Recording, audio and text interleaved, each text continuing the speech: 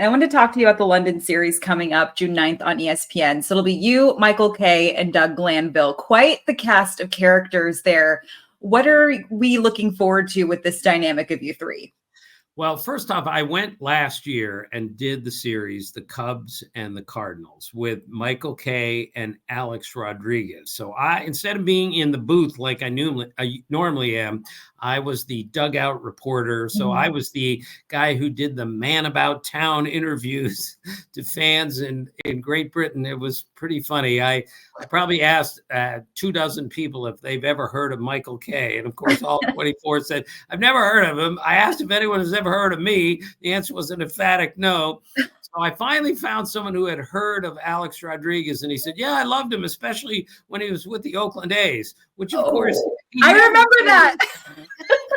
So it was great. But what I was really struck by my trip to England last year was how interested the players on the Cardinals and the Cubs were in the surroundings. Like, this was an adventure to them. Cody Bellinger came up to me with a look on his face that I don't think I've ever seen.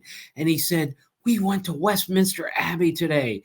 Can you believe it? I've never been in such an amazing place in my life. It's like 1,000 years old. And Miles Michaelis of the Cardinals told me that he played in Japan for 3 years. And he said, I remember like 3 games that I played in Japan all those years, but I'll never forget the places that I went in Japan. Mm-hmm. So he was all over London for the cultural experience. And Paul DeYoung, shortstop for the Cardinals, looked at me at the batting cage and said, isn't it interesting how every great civilization was built on a river? That's what a shortstop told me at the batting cage. Needless to say, I've never heard that from any baseball player. It was just so beautiful how they went there to play 2 games that really mattered and they really cared. But it was the experience that I think really was the most important thing for them. And that's very encouraging to see that and to hear that. Definitely. And I think you stopped by the Dan Patrick show last year to talk about the upcoming London series. And he straight up asked, why MLB in London? And you were talking about how we're trying to globalize the sport. And it's certainly shown over the years that that's taking place. But do you think it's making a positive trajectory? Are we on our way to making it more global? Yes, there's no doubt. This is a global game. Look, I'm not being critical. Football, I always worry about playing all over the country, all over the world.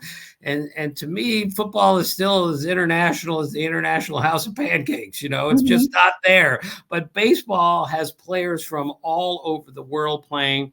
And London is a place where I think we can develop new fans. Now, keep in mind, my mother grew up in England. She grew up in Bournemouth. So she moved here when she was 22 years old. So I grew up to stories of cricket and rounders and all this other stuff.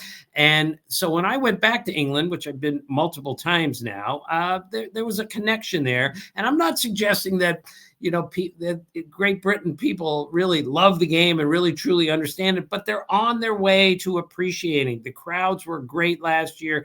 I met all sorts of people who are trying to learn the game. It's a difficult game to learn when you haven't grown up with it, but I think we're starting to get it, and I'm all for playing baseball all over the world. I don't think there's any downside to it other than a lot of travel.